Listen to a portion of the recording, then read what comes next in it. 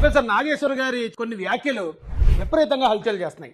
దాన్ని అందరూ ఖండించే వాళ్ళు ఖండిస్తున్నారు, సపోర్ట్ చేసే వాళ్ళు సపోర్ట్ చేస్తున్నారు. ఇప్పుడు ఈ విషయం కోసం మనం ఈరోజు డిస్కస్ చేద్దామండి. ఆయన అంటే నాకు అభిమానమే. ఆయన ఒక జర్నలిస్ట్గా, న్యూట్రల్ మేధావిగా ఆయనకు ఒక ఇమేజ్ ఉంది. అలాంటి వాళ్ళు మాట్లాడే మాటలకి ఖచ్చితంగా జనాలు కనెక్ట్ అవుతారు. అలాంటి సమయంలో ఆయన మాట్లాడిన మాటలు నిజంగా ఈవేళ ఈ రాష్ట్రంలో ఉన్న తెలుగుదేశం కార్యకర్తల్ని, జనసేన కార్యకర్తల్ని తీవ్ర ఆగ్రహావేశాలకు లోన్ చేసిందండి. అయితే ఆయన గురించి కొంతమంది సపోర్ట్ చేసేవాళ్ళు ఉన్నారండి. తులసి చందు మనకు తెలుసు కదా, ఆవిడ కూడా ఒక న్యూట్రల్ జర్నలిస్ట్ అని చెప్తుంది. ఆవిడ మాటల్లోనే అసలు ప్రొఫెసర్ నాగేశ్వర్ గారు ఏమన్నారు, ఆయన మాట్లాడిన మాటల్లో తప్పేంటి? తప్పుంది, 100% తప్పుంది. అయితే చాలామంది వెనకేసుకొస్తున్నారు. చాలామంది ఇలాగన్నారు, పవన్ కళ్యాణ్ గారు అప్పుడు అలాగన్నారు, చంద్రబాబు నాయుడు గారు ఇలాగన్నారు, అప్పుడు లేని తప్పు ప్రొఫెసర్ గారు అంటే తప్పేమొచ్చింది, ఈయన ఎందుకు క్షమాపణ చెప్పాలి, ఈయన మీద ఎందుకు కేసులు పెట్టాలని వైసీపీ అనుకూలమైన వ్యక్తులు అబ్బాయి చాలా తెలివిగా అడిగేస్తున్నారండి. చంద్రబాబు నాయుడు గారికి, పవన్ కళ్యాణ్ గారికి, ప్రొఫెసర్ నాగేశ్వర్ గారికి తేడా లేదా? ఆ తేడా ఏంటో చూపిస్తాను. ముందు ఈ న్యూట్రల్ అమ్మాయి అయిన తులసి చంద్ మాటల్లోనే మనం చూద్దాం. డబ్బుల కోసం ఆశపడి పేటీఎం బ్యాచ్ లో చేరి విశ్లేషణలు చేస్తారు అని చెప్పి ఒక దుర్మార్గమైన ప్రచారం జరుగుతూ ఉండడం అనేది ఎంతవరకు కరెక్ట్? ప్రొఫెసర్ నాగేశ్వర్ గారు ఎమ్మెల్సీగా వర్క్ చేశారు. ఉస్మానియా యూనివర్సిటీలో జర్నలిజం ప్రొఫెసర్ గా ఆయన రిటైర్ అయ్యారు. ఈ 2 పోస్టులకు గాను ఆయనకు వచ్చే పెన్షన్ డబ్బులే 1,60,000 కంటే ఎక్కువ. ఇలా నెలకు 10 లక్షల రూపాయలకు పైగా లీగల్ ఇన్కమ్ ని ఆయన పొందుతున్నారు. అలాంటి వ్యక్తికి ఎవరో ఇస్తే ఆ డబ్బుల కోసం ఆశపడి అనాలిసిస్ చేయాల్సిన అవసరం నిజంగా ఇప్పుడు ఈ మాట ఇప్పుడు చెప్పకపోయినా బాగుండేదండి. నిజానికి నెలకు 10 లక్షలు వస్తుంది అంటుంది ఆవిడ. ఆ మాట అంటం వల్లే ఓకే నెలకు 10 లక్షలు అయితే ఏం సరిపోద్ది, ఖచ్చితంగా ఆ డబ్బుల కోసం చేశాడేమో అనే అనుమానం కలిగించింది ఆవిడ. ఎందుకంటే జగన్మోహన్ రెడ్డి ఇస్తే 1,00,000, 2 లక్షలు ఇవ్వరు కదండి. జగన్మోహన్ రెడ్డి ఎలాంటి వ్యక్తి అయినా ఒకవేళ నిజంగా ఆయన డబ్బులు ఇవ్వాలనుకుని ఆయన డబ్బులు ఇచ్చి మాట్లాడిస్తే ఈవిడ లెక్క ప్రకారమే నెలకి 10 లక్షలతో సరిపెట్టుకునే ప్రొఫెసర్ గారికి ఖచ్చితంగా అది ఉపయోగపడుతుంది. ఖచ్చితంగా ఆయన తప్పు చేసే ఉంటాడు. తిన మాటల ప్రకారం ఆలోచిస్తే అండి నాకు ఆయన అంటే రెస్పెక్ట్ ఉంది. కానీ వెనకేసుకొచ్చేటప్పుడు కొన్ని పాయింట్లలో మనం కొన్ని జాగ్రత్తలు తీసుకోవాలి. 2 లక్షల రూపాయలు పెన్షన్ వస్తుందనో, యూట్యూబ్ ఛానల్ మీద ఎంత వస్తుందనో, ఇలాంటి వాడికి డబ్బులు తీసుకుని చేసే పని ఏంటంటే జగన్మోహన్ రెడ్డి గారు 1,00,000 కోట్లు ఉంది, అందుకని ఆయన ముఖ్యమంత్రి అయిన తర్వాత అవినీ చేయడం మానేశాడా? లెక్కర్లోను, శాండ్లోను, ల్యాండ్లోను, మైన్లోను మానేశాడా? అరే డబ్బుల విషయంలో ఇదే చాలు అనుకునే మెంటాలిటీ ఏ మనిషికి ఉంటుంది? పాప ఇప్పుడు మీరు చెప్పిన దాని ప్రకారం ఆయన కొన్ని ఇమేజ్కి ఆయనకు వచ్చే ఇన్కమ్ చాలా తక్కువ. కాబట్టి తులసి చంద్ గారి మాటల్లో చూసినా కూడా ఆ డబ్బుల కోసం ఆయన చేసే పరిస్థితే, డబ్బుల కోసం ఆయన తప్పు చేసే పరిస్థితిలోనే ఉన్నాడని ఇక ఆవిడ మాటల్లోనే తెలుస్తుంది.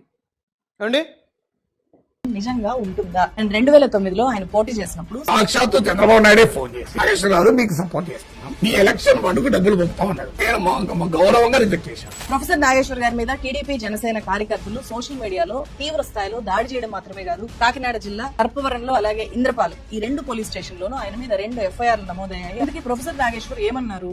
జనసేన నాయకులు పవన్ కళ్యాణ్, నాదెళ్ల మనోహర్ ఇతరులు వెళ్లి అమిత్ షాను కలిశారు. అమిత్ షాను కలిసి మనం జగన్ ను లోపలియాలి, జగన్ ను మా వాళ్ళ ఒత్తిడి తెస్తున్నారంటే అమిత్ షా చెప్పింది ఏంటంటే రాజకీయాల్లో ఇన్స్టాంట్ ఫ్రెండ్ ఉంటాడు, లాంగ్ టర్మ్ ఫ్రెండ్ ఉంటాడు, Telugu Desam instant friend, Jagan long term friend అని మీరు కూడా ఆ వైఖరి మార్చుకోండి అని సలహించారు. అది పూర్తిగా వాస్తవం. అది దయచేసి ఆయన ఉపసంహరించుకోవాలి. అది నాగేశ్వర్ ఉపసంహరించుకోవాలి కదా, అంతేగా డిమాండ్.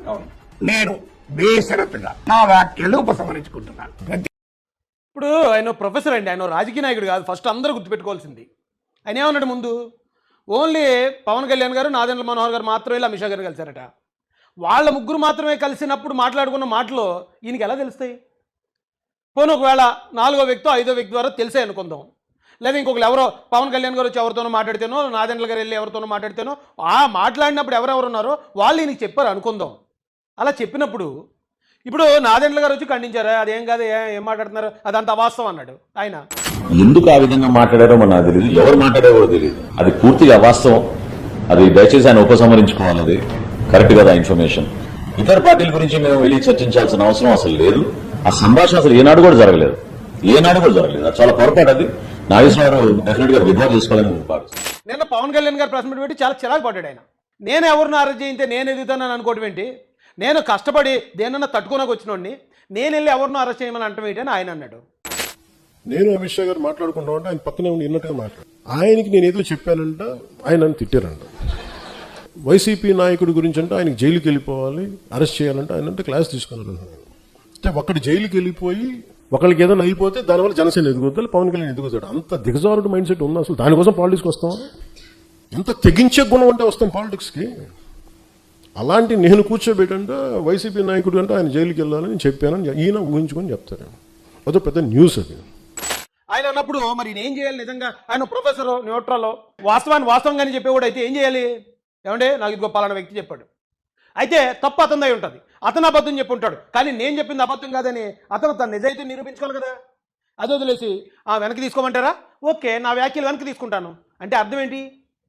అంటే నోటికి ఏదొస్తే అది వాగేసి, నోటికి ఏదొస్తే అది చెప్పేసి, ఒకవేళ ఎవరన్నా వచ్చి తేల్పించబోయా నువ్వు ఎలాగ అన్నావు కదా అంటే లేదు నా వ్యాఖ్యలు వెనక్కి తీసుకుంటాను అంటే అది క్రెడిబిలిటీయా?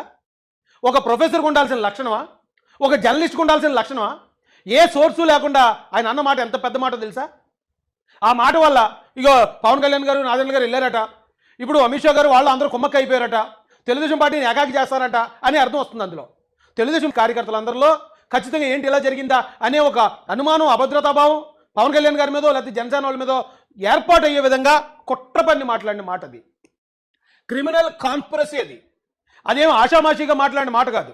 అలాగే అమిత్ షా గారు కూడా ఈ రోజున చంద్రబాబు నాయుడు గారు కూటమి గెలిచిన తర్వాత ఇంతమంది ఎంపీలతో అదే అమిత్ షా గారికి అది సపోర్ట్ ఇచ్చినప్పుడు వాళ్ళకి సపోర్ట్ చేశారు కదండి ఆయన. వాళ్ళంతో నిజాయితీగా వాళ్ళ కూటమి ధర్మాన్ని ఇద్దరూ నిర్వర్తిస్తున్న క్రమంలో అమిత్ షా గారి క్రెడిబిలిటీ మీద, ఆయన మీద అనుమానం కలిగే విధంగా ఈయన మాట్లాడాడు. ఈ భారతదేశానికి హోంశాఖ మంత్రి, ఈ భారతీయ జనతా పార్టీలో నెంబర్ 2 స్థానంలో ఉన్న వ్యక్తి యొక్క క్రెడిబిలిటీని దెబ్బకొట్టే విధంగా మాట్లాడాడు. అదేమో ఆషామాషి విషయం కాదే. అది దేశ సార్వభౌమత్వానికి ఇవాళ నిజంగా అనుమానాలు వచ్చాయనుకోండి, చంద్రబాబు నాయుడు గారు మమ్మల్ని ఎలాగంటారా అని చెప్పి ఆయన అనుమానం పడితే ఇది దేశ సార్వభౌమత్వానికే ఇదొక గొడ్డలు పెట్టు కదా. స్థిరమైన ప్రభుత్వాన్ని కోల్చాలనే ఒక ప్రయత్నం కదా ఇది. ఇది దేశద్రోహం కదా, రాజ్యద్రోహం కదా. ఇదేం చిన్న విషయం అంటారేంటి? అలాగే పవన్ కళ్యాణ్ గారు కూడా అక్కడికి వెళ్ళి అమిత్ షా గారితో మాట్లాడి ఆయన అలాగ అన్న వెంటనే సరే అని చెప్పేసి వచ్చారట అని ఆయన మీద లేనిపోయిన అనుమానాలు క్రియేట్ చేశాడు ఈయన. అంటే పవన్ కళ్యాణ్ గారు బీజేపీ కుమ్మక్క అయిపోయి తెలుగుదేశం పార్టీని ఏకాకి చేసేస్తున్నాయి, తెలుగుదేశం పార్టీని మోసం చేసేస్తుంది అనే ఒక బ్లేమ్ని పవన్ కళ్యాణ్ గారి మీద వేసాడు. ఎట్ ఏ టైం కూటమిలో ఉన్న 3 పార్టీలని కూడా ఆయన డిఫెన్స్లోకి నెట్టాడు. ఏ విధమైన సోర్సు లేకుండా, అన్నిటికన్నా దారుణమైన విషయం ఇది, ఏ విధమైన సోర్సు లేకుండా అటు కేంద్ర ప్రభుత్వాన్ని ఇటు రాష్ట్ర ప్రభుత్వాన్ని బదనాం చేసే ప్రయత్నం చేస్తే అది తప్పు కదా. అంతేనా? అదేంటి ఆ మాత్రం దానికి ఇలాగ అంటారు ఏంటి? అదేమో పెద్ద విషయం కాదన్నట్టు అంటారు ఏంటిది?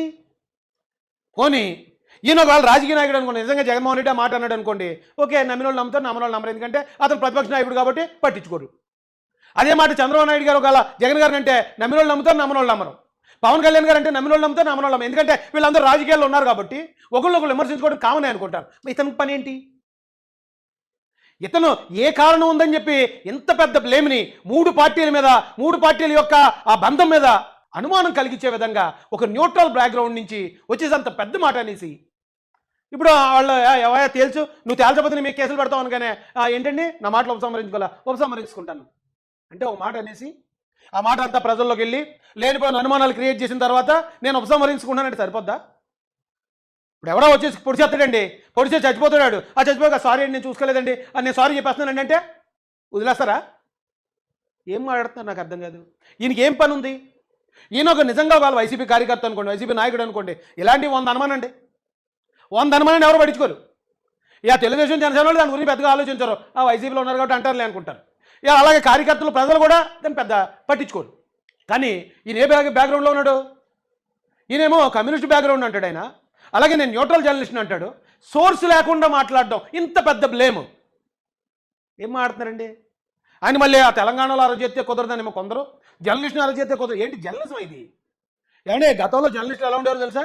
ఏదన్నా ఒక వార్త ప్రచురించిన తర్వాత అది కనుక పొరపాటుని తెలిస్తే దానికి సరైన సోర్స్ లేకపోతే మరుసటి రోజు సవరణ ఇచ్చేవారు. ఏమంటే నేను ఇలాగ ప్రచురించాం, దయచేసి క్షమించండి, మేము క్షమాపణలు కోరుతున్నాం అని చెప్పేవారు. జర్నలిజం అంటే అదండి. నోటికి ఏదొస్తే అది వాగేయటం, వాగేసి జనాల్లో లేనిపోయిన అనుమానాలు అపోహలు క్రియేట్ చేసేయటం, మనం అనుకున్న ఒక పార్టీకి అనుకూలంగా దాన్ని ఫేవర్గా మార్చే ప్రయత్నం చేయటం, అదేం జర్నలిజం అది? నేను మాట చెప్తాను, కొంచెం ఘాటుగానే ఉంటుంది, ఏమనుకోకండి. ఇప్పుడు ఒక మహిళ ఉంది, పొట్టకూటి కోసం పడుపు వృత్తి చేస్తుంది అనుకోండి. పబ్లిక్గా ఆవిడ నేను పడుపు వృత్తి చేస్తున్నానని చెప్పి అందరికీ చెప్పి చేస్తుంది.